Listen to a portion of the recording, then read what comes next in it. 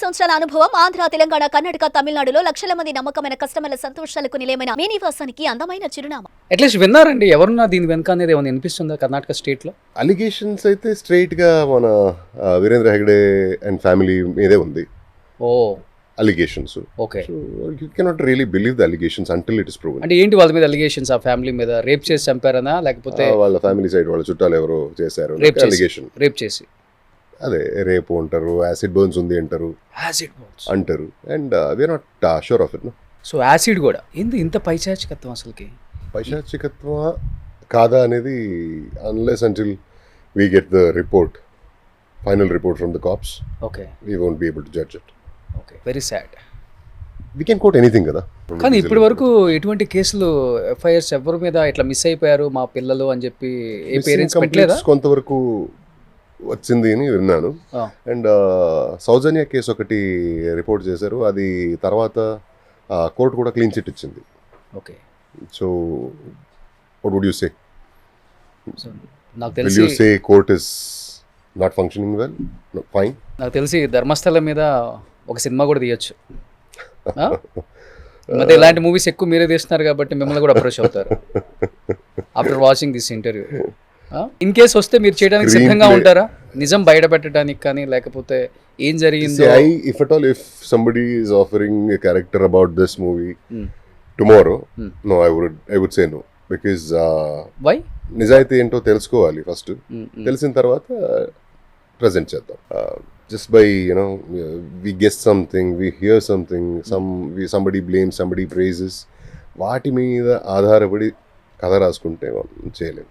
So మేము ఈ పక్క స్టేట్లో ఉన్న వాళ్ళమే ఆ న్యూస్ వింటే డైలీ ఒక్కసారన్నా బాధ అనిపిస్తుంది. మీరు బట్ ఆ స్టేట్లో ఉన్న వాళ్ళకి మన స్టేట్లో ఇలా జరిగిందా? ఈ మధ్య కర్ణాటక మీద ఎక్కువ వింటున్నాం. ఈవెన్ దేవగౌడ ఫ్యామిలీలో కూడా మాజీ ఎంపీ అతను జీవిత ఖైదీ చేసింది. కన్విక్ట్ అయ్యారు.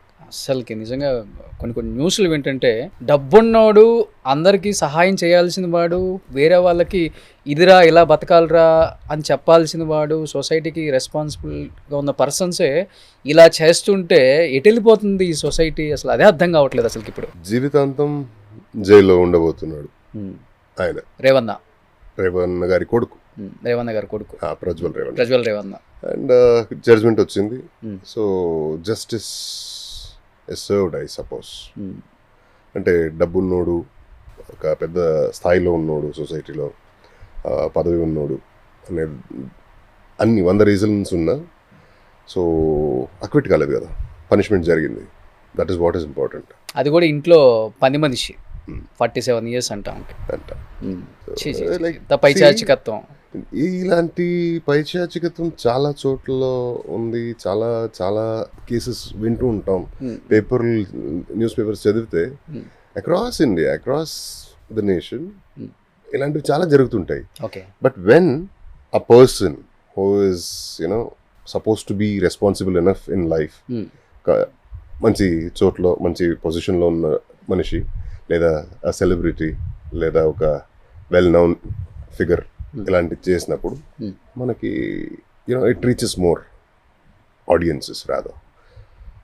ఇఫ్ సమ్ లేమన్ అయి ఉంటే అది ఇంత అట్రాక్షన్ వచ్చేది కాదు న్యూస్కి. హీస్ అ రికగ్నైజ్డ్ ఫెలో, అందుకే ఇంత అట్రాక్షన్ ఉంది. So ya, it's a lesson, good. Anyway, justice is served and judgement వచ్చింది. This gives a hope for all of us about our judicial system. And justice డబ్బు ఉంటేనే అనే ఒక ఆలోచన ఉండేది కదా, అది ఈ కేసు వల్ల పోయింది అనుకుంటాను. అంటే ఏమనిపిస్తుంది ఇప్పుడు సొసైటీలో ఒక వివిఐపిగా ఉన్నారు కాబట్టి, మీరు కూడా సెలబ్రిటీ కాబట్టి, పబ్లిక్ ఫిగర్ కాబట్టి, క్రైమ్ రేట్ ఎక్కువ పెరుగుతుంది కూడా వాళ్ళ మీదే, తప్పులు చేస్తుంది కూడా వాళ్ళే, అన్ని రకాలుగా చూసుకుంటే శిక్ష అనుభవిస్తుంది కూడా వాళ్ళే, కాదని చెప్పట్లేదు. బట్ సొసైటీకి చాలా ఇన్స్పిరేషన్గా ఉండాల్సిన వాళ్ళే ఇలాంటి తప్పుదోవలు ఎక్కువ వేస్తున్నారు కాబట్టి, యాజ్ ఏ పబ్లిక్ ఫిగర్గా మీకేమనిపిస్తుంది వీళ్ళ గురించి న్యూస్ విన్నప్పుడు? ఎస్పెషల్లీ ఇప్పుడు వచ్చిన జడ్జ్మెంట్ ఇలాంటివి, and Darshan hero, Kannada hero, అది ఇంకా అది సుప్రీంకోర్టులో నడుస్తుంది. సో ఇలాంటి జడ్జ్మెంట్ వచ్చినప్పుడు అదే చెప్పాను. సో ఒక ఇన్ఫ్లుయెన్స్ ఉంటే, డబ్బు ఉంటే, పవర్ ఉంటే అన్ని కేసు అనేది క్వాష్ అయిపోతుంది అనే ఒక ఫీలింగ్ ఏది ఉండదో అది ఈ కేసు వల్ల పోయింది అంట. ఓకే. సో సామాన్యుడికి కూడా న్యాయం దొరుకుతుంది అనే ఒక నమ్మకం వచ్చింది. And C as I told you earlier, only because people know him, ఇది ఇంత పెద్ద న్యూస్, ఇంత పెద్ద ట్రాక్షన్. దీనికి ఎవడో తెలియనోడు చేస్తుంటే ఇంత న్యూస్ అయ్యేది కాదు. అండ్ రెస్పాన్సిబుల్గా బిహేవ్ చేయాల్సిన వ్యక్తి ఇలాంటి తప్పు చేసినప్పుడు మ్యాక్సిమం పనిష్మెంట్ ఇవ్వాలి. అది సరైన రకం, సరైన approach. Okay. And life sentence is not a small thing, it's biggest punishment we give in an Indian judicial system. And మంచిది, it's an example set. It is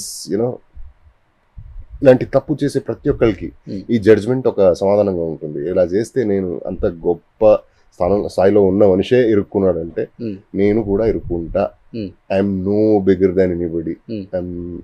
justice is the greatest. భయపడుతుంటారు public, అంటే డబ్బున్నోడు public figure లేకపోతే celebrity అని చెప్పుకునేవాడు భయపడతాడు డెఫినెట్గా. ప్రతి ఒక్కళ్ళు భయపడాలి. న్యాయాన్ని మించి ఏముంది వేరే. అంతే. సుమన్ టీవీలో మీ పర్సనల్ అండ్ బిజినెస్ ప్రమోషన్స్ కోసం కింది నెంబర్కి కాంటాక్ట్ చేయండి.